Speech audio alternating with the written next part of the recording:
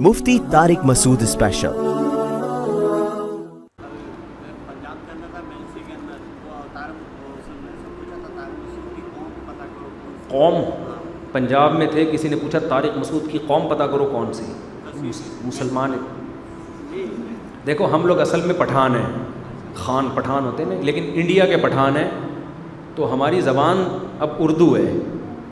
India में भी पठान बहुत हिजरत करके गए थे ना, पठान कौम तो पूरी दुनिया में है ना, तो इंडिया में भी बहुत है खान जो पठान थे। हमारे जो इलाका है संसारपुर इंडिया में, उसको अभी तक पठानों का इलाका कहलाता है। तो हमारे सारे बाप दादे खान थे, पठान थे, लेकिन ये कि हम उर्दू स्पीकिंग हैं, इसलिए कि वो बाप दादे सदियों पहले जब इंडिया आए तो उनकी मदर लैंग्वेज क्या बन गई, जो बच्चे पैदा हुए। तो जैसे आप भी यहाँ कराची में बहुत से पठान ऐसे हैं जो पश्तो नहीं जानते, क्योंकि वो बाप दादा उनके कराची में आ गए तो वो पश्तो ख़त्म होते होते अब किस में कन्वर्ट हो गई, उर्दू में। तो इसलिए हम मुहाजिर भी हैं इस लिहाज से कि हम इंडिया से माइग्रेट करके आए हैं, ज़बान हमारी, लेकिन ओरिजिनल हम क्या हैं, ओरिजिनल जो है हमारे बाप दादा वालदा की तरफ से भी काकड़ज़ई एक मशहूर कौम है पठानों की, कक्के-ज़ई है, पता नहीं काकड़ज़ई क्या है। मैंने तो जब सुना था मैंने कहा ये कौन सी कौम होती है, मेरे अप्पा ने बताया हम लोग काकड़ज़ई हैं। हमारे कुछ रिश्तेदार यूसुफ़ज़ई हैं, हम लोग काकड़ज़ई हैं। तो इंडिया में काकड़ज़ई भी बहुत हैं, यूसुफ़ज़ई तो हैं ही, बहुत से यूसुफ़ज़ई आए हुए हैं यहाँ। तो मेरे बहुत से रिश्तेदार हमारे करीबी यूसुफ़ज़ई हैं, हम लोग काकड़ज़ई हैं। तो ये वाला सेटअप हमारा स्टेशन चल रहा है, लेकिन इन चीज़ों में रखा कुछ भी नहीं है। मुसलमान बन के रहो, कौम परस्ती के नारों से ज़्यादा बुरा नारा दुनिया में कोई है नहीं। तो हमने शादी की है, पंजाबियों में भी की है शादी, हमने उर्दू स्पीकिंग में भी की है, हमने पठानों में भी की है। तो मैं तो इतने मुख्तलिफ़ डिज़ाइन के बच्चे मेरे पास हैं। अच्छा, मेरे बच्चों की बोलियां भी अलग अलग हैं। अब ज़ाहिर है मदर लैंग्वेज तो बच्चों की, जो पंजाबी फैमिली है उनके बच्चे पंजाबी स्टाइल है, लस्सी पीते हैं, खुला खाते हैं, वो उसका रोकना पड़ता है, भाई बस कर यार, जायदादें खा जाएगा क्या। हकीकत है, क्योंकि पंजाब के लोग सेहतमंद होते हैं ना, तो माशाल्लाह वो मेरे बच्चे सेहतमंद हैं, जो पंजाब स्टेशन से जिनका ताल्लुक़, खाते हैं डट के, ऐसे आस्तीनें चढ़ा गए लस्सी मस्सी। जो उर्दू स्पीकिंग है वो भी असल में उर्दू स्पीकिंग नहीं है, लेकिन वो माइग्रेट, लेकिन बहरहाल चूँकि यहीं कराची में वो उनका सारा कल्चर चेंज हो गया, तो वो बच्चे खाते ही नहीं। उनका वही जैसे उर्दू स्पीकिंग का होता है ना, आपको पता है उर्दू स्पीकिंग में तो बच्चे को मन्नतें मान के 2 रकत पढ़ के खा ले यार, तेरा बड़ा एहसान होगा, तो हैं भी उसी हिसाब से, ठीक है ना, फटेबाज नहीं है वो। एक बच्चे को, जो मेरा उर्दू स्पीकिंग बच्चा है, उसको मैंने फड्डे वाले बच्चे से दोस्ती कराई है। मदरसे में एक बच्चा बड़ा फड्डेबाज है, उसको मैं शाम को ड्यूटी लगाई है मैंने कि इसको यहाँ छोड़ दिया करो, इससे थोड़ा लड़ना सीखेंगे।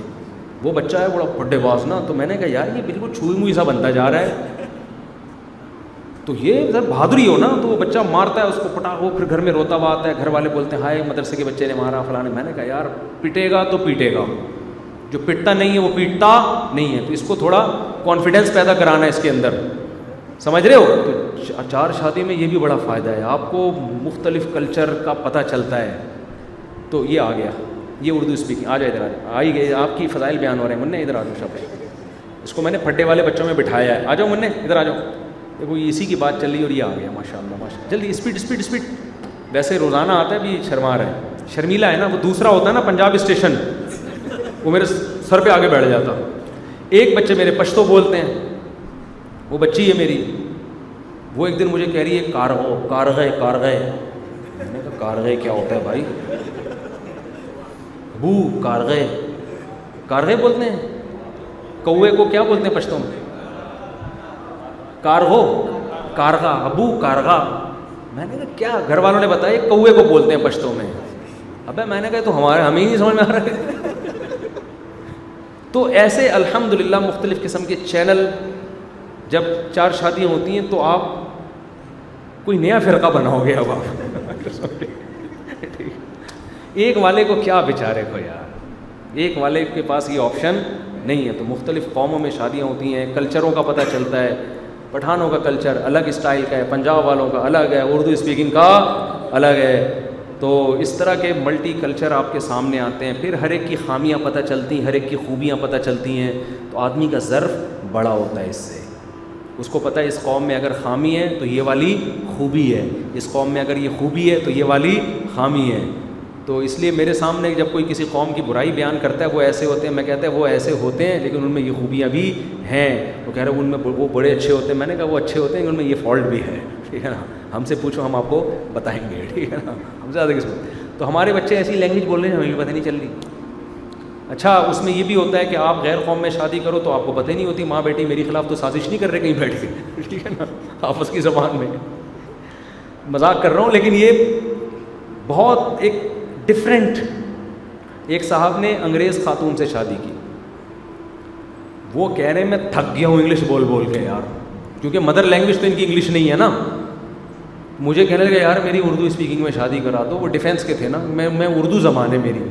تو میں نے کہا آپ کو انگلش آتی تو ہے؟ کہہ رہا آتی تو ہے لیکن ہماری مدر لینگویج تو انگلش نہیں ہے نا. کہہ رہے ہیں میرے بیگم سے بات چیت کرتے کرتے گلے میں درد ہو جاتا ہے تھوڑی دیر میں میرے.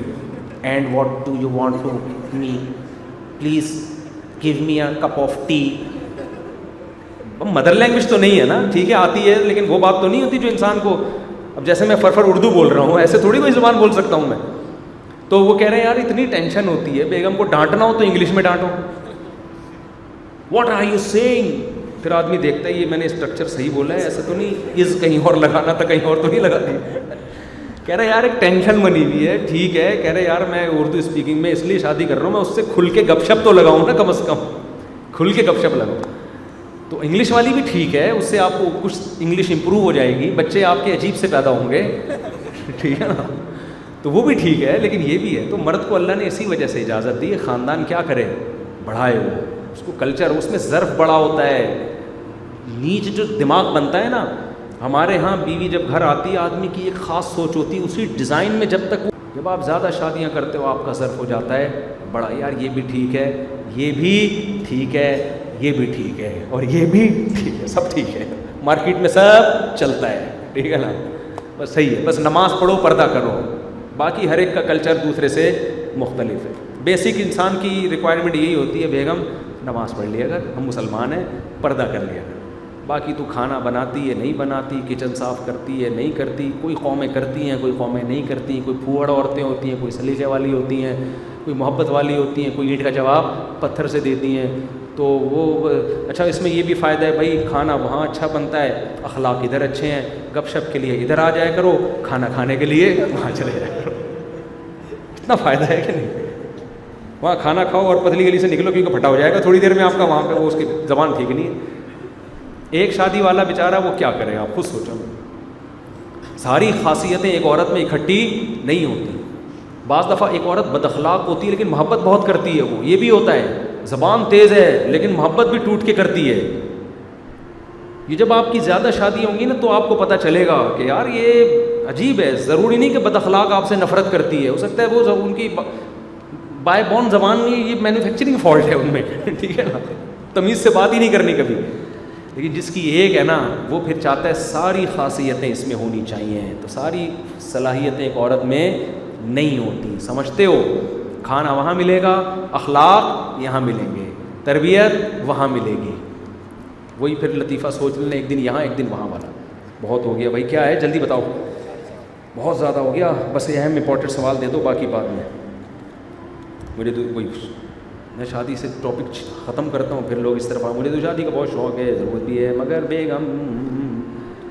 بیگم کو بتا کے نہیں کرنا چاہتا. اب جس سے بھی مشورہ کرو تو منع کرتا ہے. اچھے بھلے گھر، اچھے بھلے خوش ہو، کیوں ایسا کر رہے ہو؟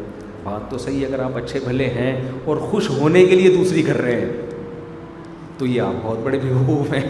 دوسری کے بعد انسان خوش صرف اسی دن ہوتا ہے جس دن رخصتی ہوتی ہے. اس کے بعد جب پکڑا جاتا ہے نا، خوشی گئی تیل لینے. تو یہ کام کرو ضرورت کی بیس پہ، زنا سے بچنے کے لیے، عورت کو ٹھکانہ دینے کے لیے، معاشرے میں 4 شادیوں کو فروغ دینے کے لیے، تاکہ عورتوں کے گھر بسیں، ہر عورت کو شوہر مل جائے. اس نیت سے کرو. میں بار بار کہتا ہوں جہاد کی نیت سے کرو. پیڑے کھانے کے لیے کر رہے ہو تو یہ دماغ سے نکال دو. پیڑے ویڑے نہیں ملیں گے آپ کو، پھڈے ہوں گے، چورے چاقو نکلیں گے، سالے پکڑ کے کوٹیں گے. جو سسر عزت دے رہا تھا وہی آپ کا سب سے بڑا دشمن. ابھی سسرال میں جاتے ہو نا، عزت کے ساتھ چائے ملتی ہے، کیا کھانا پسند کریں گے. دوسری شادی کر کے جاؤ گے نا، بیل بجاؤ گے، کون آیا ہے؟ جی میں تشریف لایا ہوں. اس کے بعد گلی کے کتے آپ پہ چھوڑ دیں گے.